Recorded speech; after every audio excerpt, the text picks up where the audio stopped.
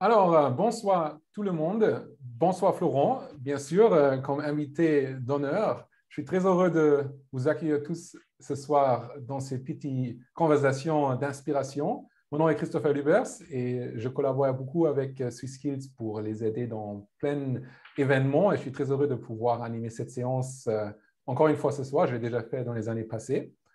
Tout d'abord, Florent, est-ce que je peux juste te demander de te présenter et de peut-être nous dire dans quel métier tu travailles? Ah, bonsoir. Oui, avec plaisir. Du coup, je m'appelle Florent Lassila. J'ai 22 ans. J'ai participé au SwissSkills en tant que mécatronicien d'automobile. J'ai participé en 2018 où j'ai remporté la médaille d'or. Puis, j'ai reparticipé en 2020 où j'ai de nouveau remporté la médaille d'or et cette fois, je suis qualifié pour les mondiaux qui auront lieu en 2022 à Shanghai. OK, wow, c'est déjà une liste de succès incroyable. Bravo déjà, ça demande non seulement un énorme courage, mais clairement aussi des compétences au-delà de la moyenne. Pour tout le monde qui est avec nous ce soir, j'aimerais bien vous expliquer comment ça fonctionne. Alors, vous avez la petite fenêtre des questions-réponses, le chat en bas, quand vous allez tout en bas de Zoom, dans les petites bulles de conversation. Et vous pouvez poser vos questions que je vais pouvoir lire et je vais les poser à Florent durant les prochaines 15 minutes. Osez de poser des questions, excusez-moi, sur tout ce qui peut vous intéresser. Florent va faire son mieux pour répondre le plus clairement possible. Euh, Hey. Pendant que vous posez vos questions, je me permets peut-être déjà de poser une ou deux questions que j'ai en tête pour permettre aux gens de poster quelque chose dans le chat. Alors, Florent, est-ce que tu peux peut-être juste commencer par nous expliquer comment tu as découvert ce métier et comment tu as décidé de te lancer et d'apprendre ton métier? Alors, j'ai découvert, c'est un peu une histoire de famille. J'ai mon papa qui est garagiste et j'ai toujours un peu baigné dans l'automobile. Alors après, au fur et à mesure des stages pendant les vacances, j'ai commencé à me rendre compte que c'était quelque chose que j'aimais, faire de la mécanique. Et pour finir, j'ai choisi mécatronicien d'automobile pour aller un peu plus loin, car c'est là où on fait les diagnostics, les recherches de panne et tout ce qui va autour de la voiture. Mhm. OK, super. Euh, pour ceux qui se sont peut-être connectés juste là, le petit rappel, et je le ferai plus après, vous pouvez poser vos questions dans la fonctionnalité du chat. C'est en bas dans votre fenêtre une petite symbole qui s'appelle Q et A, question and answer ou question-réponse si vous avez votre logiciel en français. Et postez vos questions, je vais pouvoir les lire et je vais les relier à Florent. Posez des questions difficiles, j'ai l'impression que Florent est très, très compétent et va pouvoir trouver une réponse de toute façon. OK, bien. Florent, alors je vois déjà la première question qui arrive là. Et puis, il y a quelqu'un qui aimerait savoir comment il faut s'imaginer ton quotidien. Peut-être tu peux nous décrire un peu ta journée lambda, type, comment est-ce que ça commence, comment est-ce que ta journée se termine, qu'est-ce que tu fais? D'accord. Alors, une journée un peu standard, on commence le matin à entre 7h et 7h30. On reçoit le travail que le chef d'atelier nous a donné. C'est-à-dire que, par exemple, on a une voiture, on doit trouver une panne, on doit trouver un problème, pourquoi elle démarre pas, ou bien c'est là où on fait de la recherche de panne. Souvent, c'est nous-mêmes qui réparons le véhicule, ou parfois on passe à autre chose, on fait un autre véhicule. Ça, en moyenne, on fait entre 4 et 5 véhicules par jour. Ce qui est intéressant, c'est que c'est très varié. On peut faire de la recherche de panne, de la maintenance, des services, des freins. Et c'est toujours un peu une surprise de ce qu'on va faire la journée. Il n'y a pas vraiment de routine. Ça, c'est intéressant. D'accord. Donc, c'est très varié et tu as plein de choses à découvrir et à apprendre, j'imagine aussi, durant la journée. Exactement, ouais. Mhm. Il y a une autre question. Quelqu'un aimerait bien savoir si tu as essayé d'autres métiers avant de faire celui-là.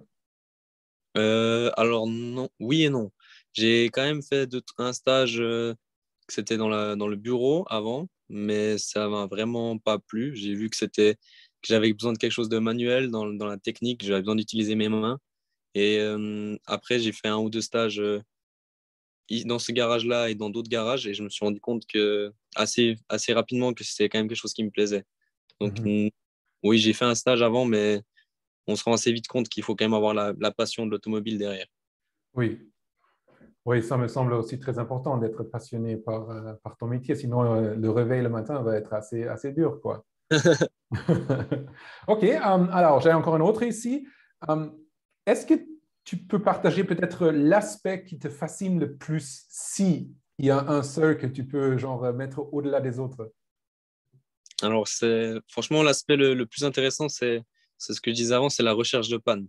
Ah, C'est quand on a une voiture qu'on ne sait pas ce qu'elle a, pourquoi elle ne va pas, et trouver avec les outils qu'on a et les méthodes qu'on nous a appris à trouver le problème du véhicule, trouver la panne. C'est une satisfaction de dire, ah, j'ai trouvé, c'est ça, tu répares et la voiture fonctionne. Et c'est tout toi qui as fait, alors c'est vraiment satisfaisant. oui. Et est-ce que tu as, ça me vient spontanément, une situation que tu peux partager où tu as vraiment eu envie de t'arracher les cheveux? Alors oui, mais il y a eu plein de situations où c'est pas toujours drôle au début parce que on comprend pas, on ne trouve pas, on demande aux collègues et les collègues ils trouvent pas non plus, on dit mais c'est pas possible, il y a quelque chose qui va pas. Après j'ai pas d'exemple comme ça, mais oui c'est clair qu'il y a des fois où c'est pas drôle. On passe une journée entière et on n'a pas trouvé à la fin et c'est frustrant parfois, mais Oui. on trouve toujours. Oui, ah, j'imagine bien. Le petit rappel, je vois qu'il y a deux personnes plus qui sont joints à nous. Et Gay, je vois que tu as levé ta main. Tu peux poster ta question dans le chat, la fonction des questions-réponses, et je vais le relayer à Florent. Je ne peux pas te ouvrir le microphone ici dans le chat, donc pose ta question et je vais le poser à Florent. Euh, alors, quelqu'un veut savoir où est-ce que tu travailles? Je pense peut-être se sont branchés après. Donc, c'est où que tu travailles? Alors, je travaille au garage La Silla à Matran. C'est l'entreprise familiale qu'on a avec mes parents et mon frère. Et On, il y a combien de personnes qui travaillent activement dans l'entreprise? je dirais une vingtaine quand même, 20, ouais, 20 personnes à peu près, entre les mécaniciens, les vendeurs, la gestion du stock, les employés de commerce. Il y en a une vingtaine de personnes. On est 5 dans l'atelier et une vingtaine en tout. Mhm. Wow, c'est quand même assez grand. Oui, c'est quand même assez grand. Mhm. Je vais juste répondre à Susan qui nous demande si on la reçoit. Oui, Susan, on te voit. Si tu as une question, tu peux le poster dans le chat avec grand plaisir et je vais le poser à Florent. On ne peut pas se parler entre participants et nous deux. Donc, pose ta question dans le chat où tu as déjà écrit et je vais relayer la question avec grand plaisir. Entre-temps, je passe à une autre question qui est venue pendant que tu nous as parlé de ton entreprise, de l'entreprise de ta famille. Euh, et maintenant, il y a une question qui vise un peu plus sur le vrai travail. Et il y a quelqu'un qui aimerait savoir si tu as un outil préféré. Un outil préféré. Je pense que c'est l'ordinateur, parce que maintenant, de nos jours, on utilise de plus en plus l'ordinateur pour travailler avec les voitures. Et c'est un outil qui nous permet facilement de voir plein d'informations, de voir une vision globale du système de la voiture. Et avec cet ordinateur, c'est le testeur de la marque, on dit, on peut vraiment faire beaucoup de choses.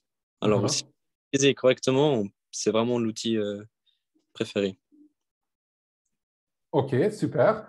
Donc, je peux peut-être suivre avec une autre question qui est un peu liée.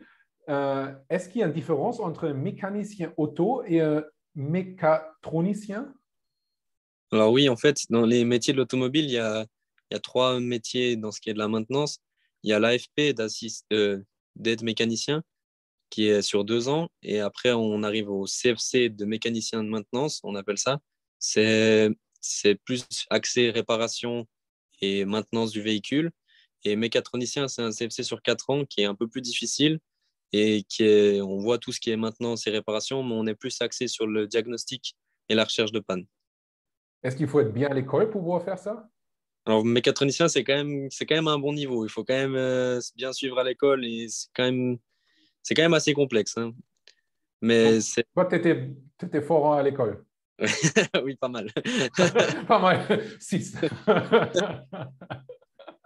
OK. Peut-être une autre question par rapport à l'école que je vois ici, que j'ai déjà entendu dans les autres événements aussi. Euh, Quelle était ta branche préférée à l'école alors? Les maths. Les maths et la physique. 100%. Il faut vraiment bien gérer ça parce qu'il y a au cours après en apprentissage, il y a quand même pas mal de, de, de cours sur ça. Et on fait beaucoup de Mhm. calculs professionnels, on fait beaucoup de théories. Donc, il y a les maths, il faut quand même bien gérer. Après, l'anglais, c'est un peu important aussi pour tout ce qui est documentation technique, parce qu'il n'y a pas tout qui est traduit. Il y a Oui. beaucoup qui est traduit, mais il n'y a pas tout encore qui est traduit. Et du coup, c'est bien d'avoir des bonnes bases en anglais aussi. En anglais et l'allemand. C'est toujours la question pour les romans, hein, pour nous. Est-ce que l'allemand est nécessaire? Après, je travaille sur des marques japonaises, donc ça vient que de l'anglais ou du japonais, mais je ne sais pas pour ceux qui travaillent sur des marques allemandes s'il y a plus d'allemand que d'anglais, mais je pense que ça reste l'anglais prioritaire. Ah, quand même, OK. Ah, c'est intéressant, je ne savais pas. Je n'avais pas imaginé. Et est-ce que tu as le plaisir de travailler avec les voitures électriques? Alors, étonnamment, oui. Ah oui, pourquoi étonnamment? C'est parce qu'il y a beaucoup de mécaniciens enfin, qui n'aiment pas l'électrique dans le sens il manque le bruit, il manque les vibrations, la sensation. Mais techniquement, c'est intéressant à travailler dessus. Je trouve que c'est quelque chose de nouveau, déjà de nouveau. Et on apprend de nouveau à des nouvelles choses parce que c'est pas forcément. Moi, j'ai commencé l'apprentissage, ça, c'était pas vraiment dehors. On n'a Oui, pas eu de cours pendant l'apprentissage sur les voitures électriques. Et là, on fait des cours avec la marque pour apprendre à travailler sur ces véhicules. Et puis, c'est bien, ça fait toujours quelque chose de nouveau à apprendre. oui. Pour Ah, c'est travailler, intéressant parce que vu que c'est tellement nouveau, tu es vraiment au gré de dernier développement. Tu es vraiment là en live, hein. Euh, et il y a encore Susan qui aimerait bien savoir si on peut aller jusqu'à la maturité. alors oui, en tout cas, j'ai des collègues qui ont fait la maturité après, mais je crois pas que c'est faisable en même temps. En Mhm. tout cas, sur Fribourg. Moi, j'ai fait sur Fribourg. Peut-être que d'autres cantons, ça change. Oui, Mais Fribourg, nous, on a des amis à moi qui ont fait le CFC. Après, ils ont fait une année de maturité technique et puis ils sont maintenant dans des hautes écoles d'ingénieurs. oui. OK. Donc, il y a la possibilité, mais peut-être il faut voir un peu plus en détail canton par Ouais. canton pour être certain. Très bien. Est-ce que tu travailles beaucoup avec les clients même? Alors, non, en tant que mécatronicien, non, on ne travaille pas beaucoup avec les clients. Il y a le réceptionniste avant. Après, ça dépend encore de la structure du garage. Si c'est un petit garage, il y aura peut-être plus le contact avec le client qu'un garage un peu plus grand où il y a plus de réceptionnistes, une réception qui sont prévus pour, et puis nous, on fait que le travail mécanique. Donc, Mhm. dépend de où tu fais l'apprentissage. Oui. Mais normalement, peu. D'accord. Oui, ben, c'est logique parce que vous êtes plus avec ouais, les voitures. Voilà, exact. Euh, Très bien. Il y a encore un participant ou participante qui aimerait savoir quels sont un peu les niveaux salariales qu'on peut atteindre pendant l'apprentissage, peut-être une apprentie de première année, qu'est-ce qui lui va gagner. Et si jamais c'est pas trop indiscret, qu'est-ce qu'on peut prétendre de gagner avec un CFC dans ton métier? Est-ce que c'est quelque chose que tu te sens à l'aise de partager ou d'estimer? Tu n'es pas obligé, évidemment, hein, Pour apprentissage, si je me rappelle bien, moi qui ai fait le CFC de mécatronicien sur 4 ans, la première année, ça commençait assez bas. C'était 450, je me rappelle bien. Après, on est monté à 600 et après 1000 et à la fin 1200 sur les 4 ans en brut. Et Mhm. après, quand on sort d'apprentissage en tant que mécatronicien, la convention disait que c'était 4700 brut. OK. Et ça change de garage en garage, de région en région, mais c'est Oui. dans... Après, plus on gagne d'expérience et plus on peut encore se perfectionner avec les cours de marque de chaque constructeur. Et là, on peut après toujours discuter plus. Mhm. OK. Très bien. On arrive gentiment à la fin. J'aimerais encore placer deux questions. Un premier qui a aussi été posé ici, mais que je trouve déjà très intéressant, c'est est-ce que ton entreprise cherche des apprentis? Alors, pour l'année prochaine, on en a déjà un. OK. C'est décidé. Mais on est en train de discuter si on va en prendre un deuxième ou pas, parce qu'on n'en aura que un. Et c'est toujours intéressant. Donc, s'il y a des dossiers des apprentis motivés, on est toujours ouvert à ça. Donc, rappelle-nous de l'entreprise pour ceux qui écoutent, qui ont l'occasion de te trouver. C'est quelle entreprise et à quelle ville? Garage La Silla à Matran. Très bien. Donc, ceux qui nous écoutent, si vous êtes motivés et vous aimeriez bien travailler avec le charmant Florent, bah, envoyez votre dossier puissant et peut-être vous courez la chance d'avoir un place d'apprentissage. Florent, déjà, merci beaucoup pour ton temps. Merci. Pour tout le monde qui a écouté, cet entretien sera aussi publié sur SwissSkills Connect, sur le site web. Vous pouvez regarder à nouveau ou envoyer avec à vos amis, vos parents ou autres personnes qui sont intéressées. Et pour finaliser, Florent, est-ce qu'il y a encore quelque chose que tu aimerais partager avec les personnes qui écoutent, les élèves qui cherchent un apprentissage, un conseil, quelque chose avant qu'on finisse? Alors, ce que je peux vous conseiller, c'est de faire ce qui vous plaît, c'est le plus important, et de faire des stages à fond pour se rendre compte exactement ce que c'est ce métier-là ou n'importe quel autre métier, que vraiment, il faut que vous ayez la passion en vous levant le matin, sinon ça sert à rien. Donc, faites quelque chose qui vous plaît et faites des stages à fond, c'est vraiment important. Super. J'ai rien à ajouter. Florent, merci beaucoup. Bonne Bonne soirée à tout soirée. le monde et à la prochaine. Bon courage. Merci. Ciao.